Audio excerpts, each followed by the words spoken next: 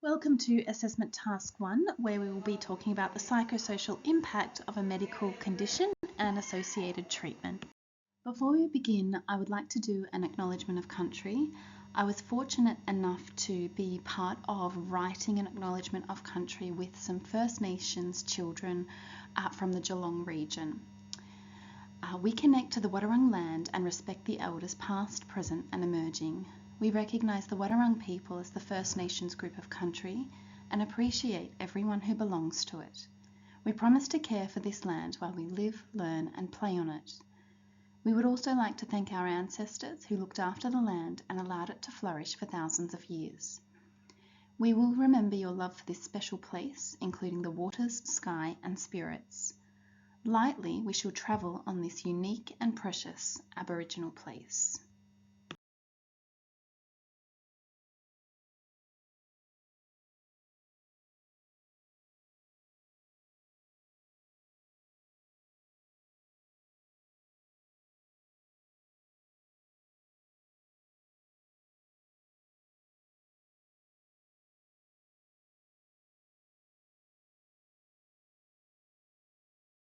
I have selected the first scenario, and in my medical incident I have an 8-year-old girl called Mariam who was playing alone on the monkey bars during lunchtime at school, and she's fallen off and was unable to move her arm. She is awaiting medical treatment in hospital and requires regular nursing observations. Mariam is refusing medical intervention and is clinging to her mother. Due to the immobility of her right arm, the medical professionals observing Mariam believe she is suffering the effects of a fractured limb. However, she does require an X-ray to confirm their suspicions. When Mariam presents to an ED, the first goal is understanding the level of pain she is experiencing and monitoring her vital organs. Before we begin analysing the medical impacts of Mariam's condition, it's first necessary to understand her background. So Mariam is a vibrant yet sensitive and quiet 8-year-old girl who is very attached to her mother. She lives on Wadawurrung country and attends the local school in Corio, Victoria. The school has a large percentage of First Nations and refugee students. Mariam's teachers report that she tends to shift between friendship groups in this setting and requires support to navigate social relationships at school. The family constellation is quite complex. She has 2 siblings, an older brother and a younger sister who all attend the same school. Her parents are separated and she alternates every week between her mother and her father's house. Mariam is very close with her mother and has a strained relationship with her father. Mariam's father is very interesting. He escaped war-torn Africa before moving to Australia and having a family. He is deeply religious and often disapproves of Mariam's choices, including how she wears her hair and her interest in singing. Mariam's father escaped Ghana and first met her mother in Botswana after fleeing his hometown. Both parents speak English. Mariam's father follows the Islamic religion and her mother is a Christian. She attends the local church in Corio weekly with her mother and siblings.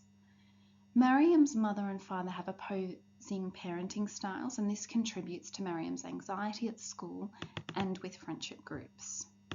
Now we look to Mariam's stage of development using popular theories. Before we delve into this, I just thought it would be nice to reflect on the reason why we look at the stage of development, especially within the clinical setting, so that practices and play experience may be accessed by the child and to ensure they're appropriate.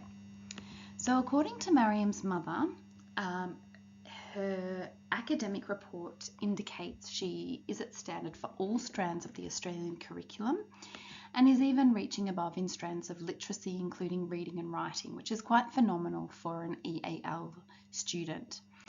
This is a sound indication that her motor skills and physical abilities have been refined and cognition is now well at work for Mariam. According to Piaget, Mariam is in the concrete operational stage of cognitive development, meaning her logical thought and reasoning have come into play and she is able to consider the perspective of others.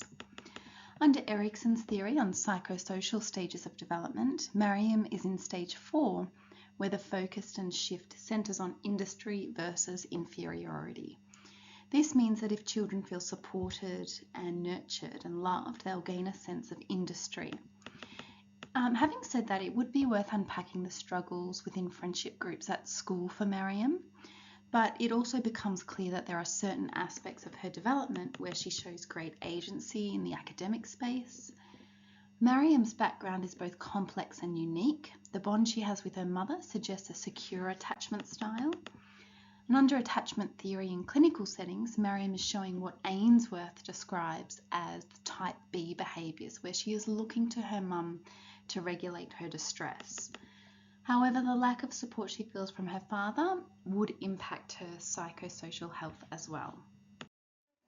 Before we delve into the nuances of Mariam's injury, I think it's really important to take into account the ability to engage in playful activities because she may be experiencing pain. When Mariam presented to ED, she is demonstrating behaviours that indicate she is in pain. It's therefore really important to get a sense of how much discomfort she may be experiencing, keeping in mind she's avoiding contact with doctors and nurses. This is where we would first draw upon the work of the Wong-Baker Pain Faces Scale, which is regularly used at the Royal Children's Hospital, especially for those non-verbal children. Despite her age and stage of development, her anxiety appears to be impacting her ability to communicate, and which is why the Faces Pain Rating Scale, the visual aid, is a great tool to gather information about how she's feeling. To assess the pain Mariam is experiencing, it is important for the clinician or therapist or nurse to first introduce themselves and get down to the same level as her in a non-threatening manner. It's also necessary to explain intentions early to ease anxiety about the unknown for Mariam. Statements like, "Hi, my name is Aaliyah and I can see you're feeling unsure and hurt. We want to help you and get you back to being your best self.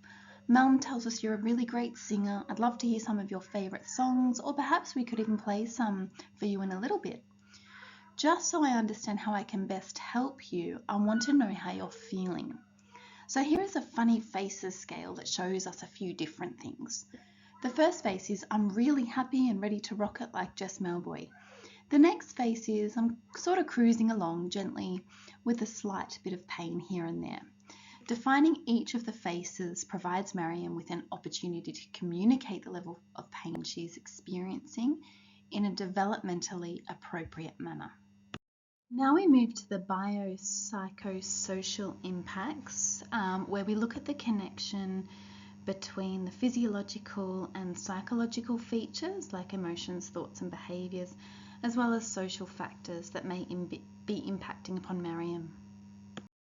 The biopsychosocial impact of breaking a bone in middle childhood, I guess, are quite complex in nature. There are many factors that need to be considered to ensure the interventions Mariam receives take a holistic approach. That is, her physical needs are not isolated over and above her psychological and social needs.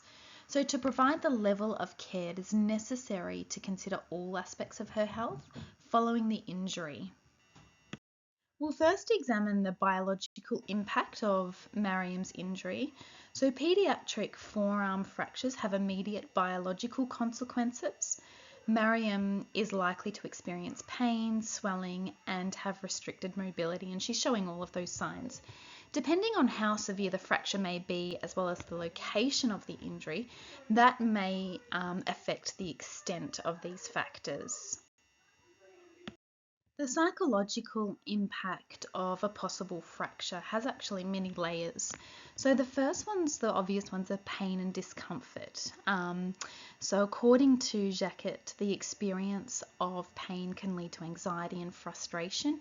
And given that Mariam hasn't been attended to in over 2 hours in ED, this is likely to contribute to her anxiety and may have worsened it. She could also be experiencing shock and fear due to the injury and the disruption to her daily life, so having to leave school and things like that. Mental health, so if a child is in significant pain, this will impact on their ability to engage in therapeutic medical play, and that must be addressed first. Body image.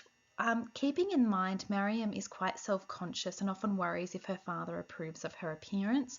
She may be worried about her physical appearance after the injury, if there is a deformity, or even how she may be perceived for wearing a cast on her arm. The social impact of a forearm fracture in childhood is also multifaceted. So there is first and obviously the occupational impact. So as a result of the injury, Mariam may have to miss school and activities she enjoys, like performing in the choir and the dance classes she attends weekly. Her daily activities are also impacted, so she may be reliant on others to perform regular activities like showering, dressing, carrying items, and completing household chores, and this can lead to a sense of dependency. Social interactions may also be impacted, so Mariam may be excluded from activities from school and with her peers, and she may be restricted in participating in games. It's important to note that all of these factors may impact her sense of belonging and reduce her social support network. The aim in treating Mariam is to eliminate, or at the very least minimise, both the physiological and psychological distress that she's feeling, and her mum as well. So to ensure she receives high quality care that is developmentally appropriate, we must first seek to understand her interests and preferences.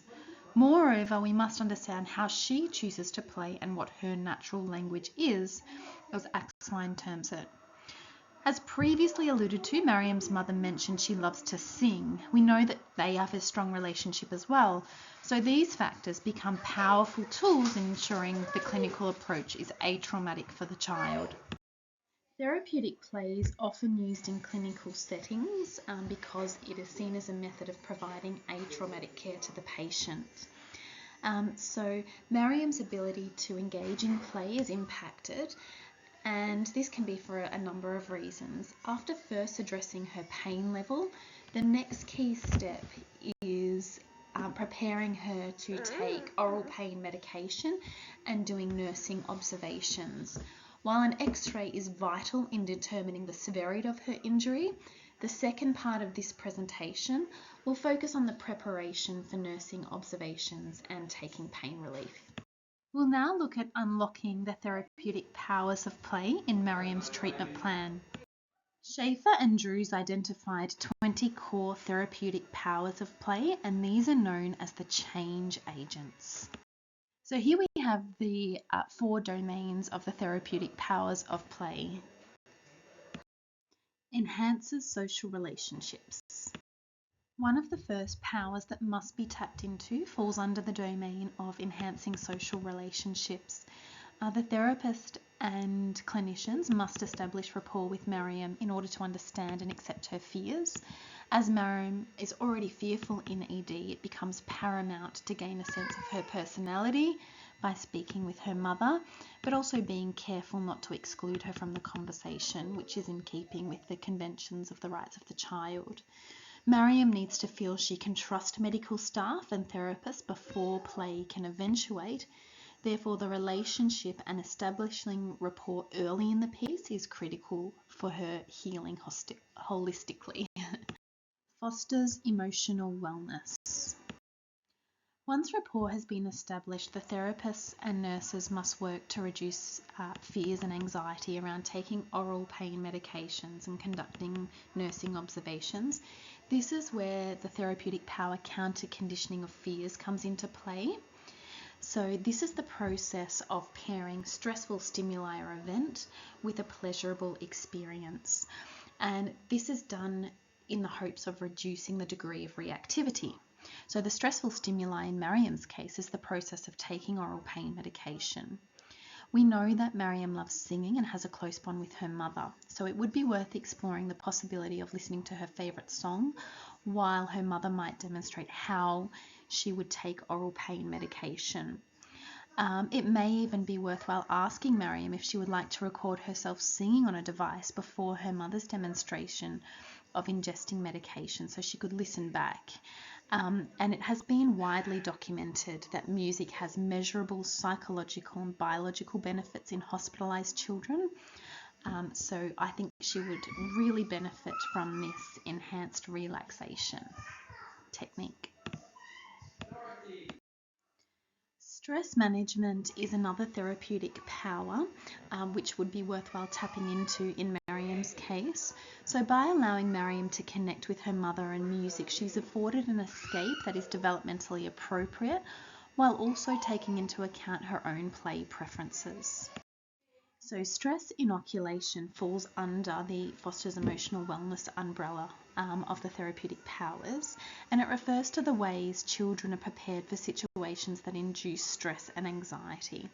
So it's the experiences that precede stressful events, and these can either strengthen coping mechanisms or destroy them. It's therefore paramount in Mariam's case that she is carefully prepared to take oral pain medication and undergo nursing observations. Due to the fact we know Mariam trusts her mother, she has been familiarised with how to take pain medication through demonstrations and has been included in the process of taking observations. We can say she is familiar with what to expect. This power also allows Mariam to ask questions if she feels she needs to, while also becoming familiar with the equipment that will be used. Facilitates communication. Self-expression is a therapeutic power that allows the child to explore their ideas, experiences, and fears in a safe way. In the medical world, it provides children with the opportunity to creatively depict how they are feeling in both verbal and non-verbal ways. So given Mariam's age and stage of development, it would be worth providing her with the opportunity to reflect and process how she is feeling throughout her stay in hospital. When Mariam presented to ED, she was fearful and reluctant to talk. This may suggest she's more introverted, so providing her a measure of expressing her feelings without needing to verbalise her thoughts would contribute to an atraumatic experience. So this could be done by giving her a notebook where she may like to write lyrics or even a journal entry. Even the use of dolls and figurines could allow her to creatively process her injury and experience of hospital. She could even be afforded the opportunity to make music with safe hospital equipment or listen to the beat of her heart using a stethoscope.